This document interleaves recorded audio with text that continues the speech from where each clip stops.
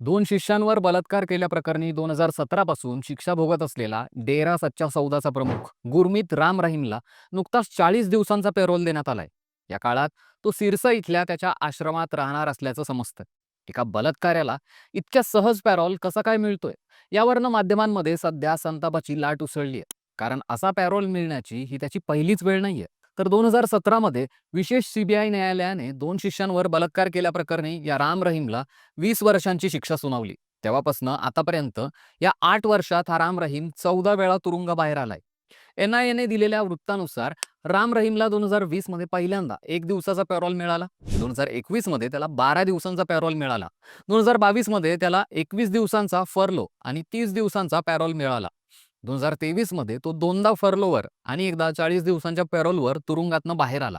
2024 मध्ये त्याला 50 दिवसांचा फर्लो आणि 20 दिवसांचा पॅरोल देण्यात आला.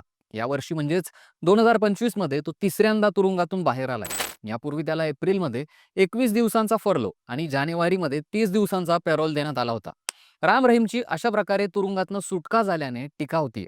अनेक राजकीय आणि सामाजिक संस्थांचा आरोप आहे की मोठ्या संख्येने अनुयायी असल्याने राम रहीमला तुरुंगातून बाहेर येऊ दिलं जातं. दुसरीकडे राम रहीमचे वकील जितेंद्र खुराना म्हणतात की यात असाधारण काही नाहीये. दरवर्षी 21 दिवसांचा फर्लो आणि 70 दिवसांचा पॅरोल मिळणं हा प्रत्येक कैद्याचा कायदेशीर अधिकार आहे. कैद्यांचे अधिकार एका बाजूला, पण बलात्कार प्रकरणी अटकेत असलेल्या राम रहीम सारख्या सेलिब्रिटी वलय असलेल्या आरोपीला असा पॅरोल मिळणं, यामागे कुणाचा आर्थिक किंवा राजकीय फायदा असू शकतो? याबाबत तुमचं मत काय? आम्हाला कमेंट करून नक्की सांगा.